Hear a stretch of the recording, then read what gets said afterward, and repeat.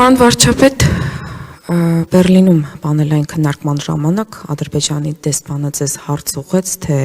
երբ է Հայաստանը փոխելու սահմանադրությունը, դա անվանելով վերջին խոչընդոտը խաղաղության կնքման ճանապարհին։ Ուզում եմ հարցնել մեզ համար Ադրբեջանի կողմից կա խոչընդոտ խաղաղության պայմանագիրը ստորագրելու այսօրվա դրությամբ, եթե հենց Ադրբեջանը դադարի պայմաններ առաջ քաշել։ Կներեք, վերջին հատվածը լավ չհասկացա։ Փաստացի այս պահին ըստ իմ տպավորությամբ մեզ խանգարում է պայմանագիր ստորագրել հենց Ադրբեջանի առաջ քաշած պայմանները։ Դե մեզ ոչ թե խանգարում է պայմանագիր ստորագրել, հիմա մենք աշխատում ենք ու մենք պայման չունենք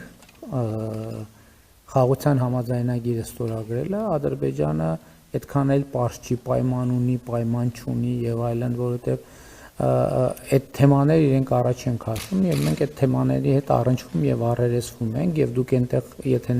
ներկայեք ես մեր պատասխանում ամբողջական ներկայացրի մեր դիրքորոշումը, որովհետեւ հարցը ինչ է, ես պարզ հարց եմ տալիս, ասում եմ ուզում եմ հասկանամ Ադրբեջանը ուզում է որ մեր սահմանադրության մեջ տարածքային պահանջներ լինեն, թե իրոք անկեղծորեն մտածում է որ մեր սահմանադրության մեջ տարածքային պահանջներ կան։ Եթե անկեղծորեն մտածում է որ խնդրեմ կա այդտեղ, այդ խնդրեմը լուծելու ամենակարճ ձևը խաղաղության համաձայնագիրը ստորագրելն է։ Ինչու՞։ Որտեվ երբ որ խաղաղության համաձայնագիրը ստորագրվի, մենք մեր օրենսդրությանը համապատասխան պարտավոր ենք, ստիպված ենք, չենք կարող չուղարկել սահմանադրական դատարան, որպեսզի սահմանադրական դատարանը ստուգի այդ համաձայնագրի համապատասխանությունը Հայաստանի Հանրապետության սահմանադրությունը։ Հիմա այդտեղից երկու տարբերակ կա, կամ սահմանադրական դատարանը որոշում է, որ համաձայնագիրը համապատասխանում է Հայաստանի Հանրապետության սահմանադրությանը։ Այդ դեպքում մենք ոչ մի խոչընդոտ չունենք այն ուղարկել ազգային ժողով եւ վավերացնել։ Երբ որ վավերացվում է համաձայնագիրը ազգային ժողովում, սահմանադրության 5-րդ կետի, կարծեմ 3-րդ մասի համաձայն, վավերացված միջազգային պայմանագրերի եւ մեր ներքին օրենսդրության մեջ հակասությունների դեպքում միջազգային պայմանագիրը ունի ավելի բարձր իրավական նշանակություն։ Երբ որ այդ համաձայնագիրը ստանում ավելի բարձր իրավական նշանակություն, Հայաստանը ուզենայել չի կարա տարածքային պահանջներ ունենա Ադրբեջանից։ Ինչու՞։ Որովհետև այդ համաձայնագրի առաջին հոդվածում, որ արդեն հրապարակային փաստաթուղթ է, գրված է, որ ելնելով այն իրողությունից, որ խորհրդային միության հանրապետությունների ադմինիստրատիվ սահմանները դարձել են պետական սահմաններ, կողմերը ճանաչում են միմյանց տարածքային ամբողջականությունը, ինքնիշխանությունը եւ քաղաքական անկախությունը։ Երկրորդ հոդվածում ասվում է, որ այդ հենքի վրա կողմերը միմյանցից չունեն տարածքային պահանջներ եւ պարտավորվում են ապագայում եւս չներկայացնել տարածքային պահանջներ։ Մեկ ուրիշ հոդվածում ասում է, որ կողմերը չեն կարող հղում անել իրենց ներքին օրենսդրության վրա տվյալ համաձայնագրի ի կատար ածումը ձախողելու համար որպես արդարացում։ Հետևաբար, երբ որ այս համաձայնագիրը վավերացվում է, Հայաստանը ուզենայել չի կարող տարածքային պահանջներ ունենալ Ադրբեջանից։ Այս առաջինը։ Երկրորդ տարբերակը որոշումա որ չի համապատասխանում։ Համաձայնագիրը մեր սահմանադրությանը։ Ես այդ ժամանակ ասել եմ, որ ես ինքս ասում եմ, որ այդ դեպքում սահմանադրական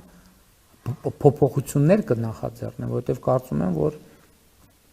ձեռք բերված խաղաղությունը այնպիսի արժեք է, որ ասում եմ, որ պետք է ամենօրյա խնամք տանենք եւ խնամք տանենք, որ արժի գնալ եւ այդ փոփոխությունը անել։ Բայց այսօր ես չունեմ լեգիտիմություն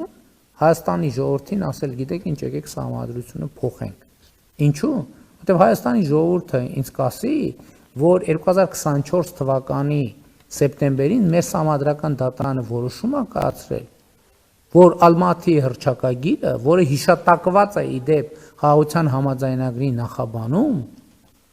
համապատասխանում է մեր սահմանադրությանը։ Համապատասխանում է մեր սահմանադրությանը։ Հետևաբար ինչի փոխենք մեր սահմանադրությունը։ Կստացվի, որ մենք քմահաճույքի համար ուղղակի փոխում ենք սահմանադրությունը։ Իսկ քմահաճույքը, բա որ դրանից հետո երկրորդ քմահաճույքը ի հայտ եկավ, բա որ դրանից հետո երրորդ քմահաճույքը ի հայտ եկավ, ու չորրորդը այդպես շարունակ ինչ ենք անելու։ Այսինքն այս նրբությունը պետք է հաշվի առնել, բայց իհարկե նաև մենք Ադրբեջանի հետ երբեք չենք քննարկել ու չենք քննարկում մեր սահմանադրության հարցը, որտեղ համար որ դա մեր ներքին հարցն է։ Եվ մեր ներքին հարցի տրամաբանությամբ քաղաքացիական պայմանագիր կուսակցություն համաժողովի վերջին հռչակագրում մենք անդրադարձ ենք ունեցել նոր սահմանադրության ընդունելու օրակարգին, որի միջայլոց մենք որդեգրել ենք դեռ 2018 թվականից, ասելով որ թողենք այս սահմանադրությունը մի հատ հասկանանք խորհրդանական կառավարման մոդելը լավ է, վատ է, որովհետև այդ ժամանակ 18 թվին, երբ որ ես դարձա վարչապետ, երկու ամիս էր սահմանադրությունը ուժի մեջ մտել, հələ հոդվածներ կային, որ դեռ նոր պետք է մտնեին ուժի մեջ։ Ընդհանրապես ուրիշ բանի մասին կարող եմ ասել, օրինակ ես ծանոթացա Ադրբեջանի արտաքին գործերի նախարարության հայտարարությանը Հայաստան-Եվրամիության ռազմավարական օրակարգի հռչակագրի հետ կապված, եւ տեսեք, ես ինչ իրավիճակ եմ տեսնում։ Իրավիճակ եմ տեսնում, որ Ադրբեջանը մի կողմից ասում է արևմտյան Ադրբեջան, այն մյուս կողմից ասում է վայ գրած է Ղարաբաղյան հայեր եւ այլն եւ այլն եւ այլն։ Ես 2025 թվականի իմ ուղերձում ներողություն 25 թվականի օգոստոսի 18-ին, օգոստոսի 8-ին հաջորդած իմ ուղերձում ես ասել եմ, որ այդ վերադարձի թեման շատ վտանգավոր թեմա է։ Եվ ես հիմա ուզում եմ բաց հրապարակային Ադրբեջանին անել առաջարկ, որովհետև այդ թեմաներով ինչքանով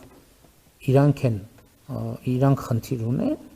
մենք էլ խնդիր ունենք։ Ես առաջարկում եմ, որ մենք համատեղ ընդունենք ճանապարհային քարտեզ, այս երկու թեմաները զուգահեռ փակելու ուղղությամբ։ Որտեւ ես արդեն ասել եմ բաց հրապարակային, ես մեր Ղարաբաղի ժողովրդին էլ եմ ասել, որովհետեւ ասում են, բա պիտի վերադառնանք, ես ասել եմ դա իրատեսական չի։ Մենք այսօր մեծ ծրագրեր ենք անում, իմիջայլոց ասեմ, որ ասում են, այ պետական պարտքը ավելացել է, ես նորը ազգային ժողովում առիթ ունեցա ասելու։ Երկու ուղղություն կա պետական պարտքի ավելացման։ Մեկը զինտեխնիկա, սպառազինության եւ տեխնիկայի գնումը, պաշտպանական կապիտալ ծախսերը, երկրորդը Լեռնային Ղարաբաղից տեղահանված մեր ժողովրդի կարիքները, որովհետեւ երկուսն էլ մեզ համար մեծ ու միանգամից անհրաժեշտ ծախսեր։ Մենք այդքան ծախսը անում ենք, որ մարդիկ մնան Հայաստանում։ Որովհետև եթե մենք շարունակենք վերադարձի օրակարգը, այդ նշանակում է մենք նորից սկսենք Ղարաբաղյան շարժումը։ Ես ասել եմ, որ մենք պետք է չշարունակենք Ղարաբաղյան շարժումը։ Հիմա Ղարաբաղյան շարժումը ավարտվել է եւ ինքս իրան սկսելու փորձերը օգտակար չեն։ Բայց մյուս կողմից Հայաստանում էլ տեսնում են, որ Ադրբեջանը օգտագործում է անդադ արևմտյան Ադրբեջան, ինչ որ անհասկանալի տերմինաբանություն։ Հիմա պետք է հասկանալ, որի պատճառն է, որը պատճառ է եւ որը հետևանք է։ Բայց ես ասում եմ, ուղիղ առաջարկ եմ անում, հույս ունեմ այս առաջարկը կթարգմանվի, որպեսզի տեղ հասնի, ես ասում եմ, եկեք, նստենք, միջոցառումների ճանապարհային քարտեզ մշակենք, ոնց ենք այդ թեման հանում, որովհետեւ այդ թեման հանելը նշանակում է երկարաժամկետ ռազմավարական առումով ընդհանրապես բացառել որևէ կոնֆլիկտային իրավիճակ։ Ես գիտեմ, որ դա ցավոտ թեմա է, բայց ես քանի որ արդեն ուղերձում ասել եմ դա, ես դա չի կարա ուղղակի շարունակություն չունենա։ Այդ թեմայի շարունակությանը խանգարում է արևմտյան Ադրբեջանի եւ այս կարգի ինչ որ խոսում, ինչ արևմտյան։ Ես ասել եմ, որ Հայաստանի Հանրապետությունում չի կարող լինել արևմտյան Ադրբեջան։ Եվ այո, ընդունում եմ նաև, որ եթե մենք ճանաչել ենք միմյանց տարածքային ամբողջականությունը, իսկ մենք ճանաչել ենք միմյանց տարածքային ամբողջականությունը, ուրեմն պետքա դա ամբողջական իրականացնենք։ Այս այն պատկերացրած ճանապարհը։ Բայց էլի մեկը ասում եմ, գիտեք ինչ, էլի թեմաներ կան, բազմաթիվ թեմաներ կան։ Ես պետքա մի բան արձանագրենք, որ ինքը հայ խաղաղությունը իրադարձություն է, բայց ինքը առանձին վերցրած մի իրադարձություն չի։ Ինքը գործընթաց է, որտեղ ինքը պետք է անդադ զարգանա։ Ընդ որում ինքը պետք է չկանգնի, որովհետև երբ որ լճացավ խաղաղության գործընթացը, ինքը ռիսկեր է վերելու։ Ինքը պետք է անընդհատ զարգանա, այո, վերածվի եւ տրանսֆորմացվի տնտեսական համագործակցության, տնտեսական հարաբերությունների եւ նաեւ այդ է պատճառը, որ ես ուրախանում եմ, որ տնտեսությունը քաղաքականությանը վազանցում է, որովհետեւ տնտեսությունը իր տրամաբանությունն է վերելու։ Մարդիկ ի վերջո գալու է եւ եկել է այդ պահը, որ ի վերջո երկու կառավարություններին ասել են թողեք հանգիստ ապրենք։ Հերիքա վերքերը փորել։ Հերիքա անդադ վերքերի վրա աղ լցնել։ Պետք է մի օր ավարտվի այդ ամեն ինչ։ Եվ այդ ժամանակը հիմա է։ Այդ ավարտը արձանագրվել է, ավարտի քաղաքական կամքը արձանագրվել է եւ պետք չի անընդհատ վերքերը նայում եմ խորհրդակցություն են արել, ասում են վերնագիր տեսամել է Ղարաբաղյան բանը Ղարաբաղի հարցը լուծված չի։ Հայաստանում ինչ որ քննարկում է տեղի ունենում։ Ինչ որ միտեղ։ Հիմա դա նաև ադրբեջանցիներն են տեսնում եւ հետեւուց դե արի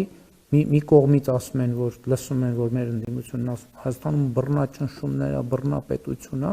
Ադրբեջանն ասում է՝ մի րոպե, այսքան բռնապետություն է, բա ինչի կառավարությունը այդ բաները չի արգելում։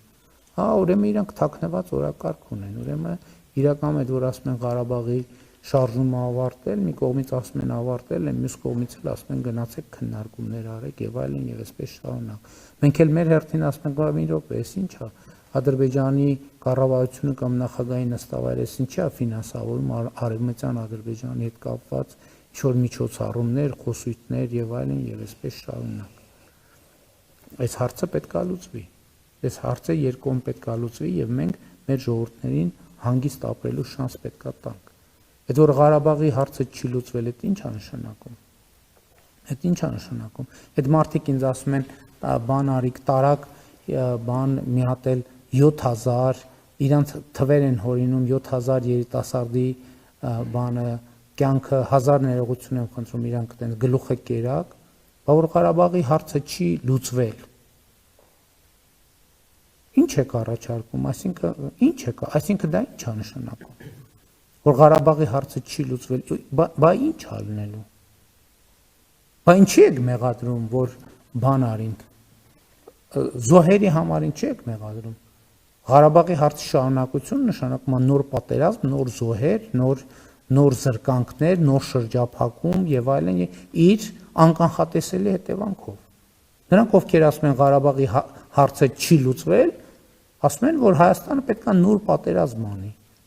Բայց երբ որ իրանք ասում են Հայաստանում կան ուժեր, որոնք ասում են նոր պատերազմ պետք է անի Հայաստանը,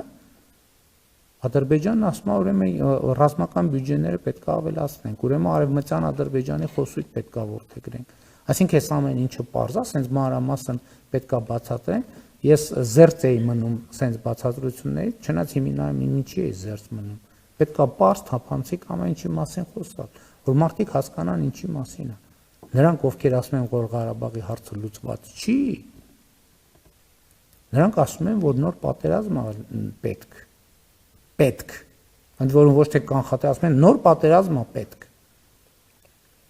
Նոր պատերազմ պետք։ Եվ այո, կներեք, եւ այս ֆոնին ես ասում եմ, բա մյուս կողմից էլ ասում են Ղարաբաղը տվեց, արեց, հետո էլ ասում են, բա զոհեր եղավ։ Բա ինչի համար են եղել, դա ինչի արտահայտությունն է, որ մենք այդ գաղափարին այնքան նվիրված ենք եղել, որ ամեն ինչի գնացել ենք հանուն Ղարաբաղի, ամեն ինչի գնացել ենք, բայց այդ ճանապարհին մեր աչքերը բացվել են, մենք շատ բան ենք հասկացել, որ չենք հասկանում, ընդ որում ստեղ բանի խնդիր չի, ստեղ սոցիալ հոգեբանության խնդիր է։ Եվ այդ սոցիալ հոգեբանություն, այդ իմացածն է, որ մենք այսօր արտահայտում ենք իրական Հայաստանի գաղափարախոսության մեջ։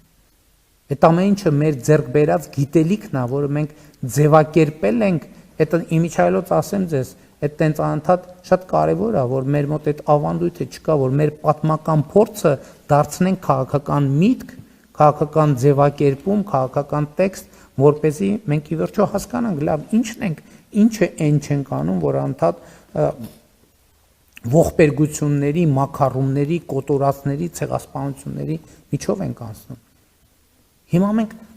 այո, մեր նահատակների կյանքի գնով, ժողովուրդ ջան, մենք շանս ենք ստացել փոխել մեր ճակատագիրը։ Մենք շանս ենք ստացել, ասում ենք, չէ, մեզ մի կողմից ասում եմ անհամատեղելի է։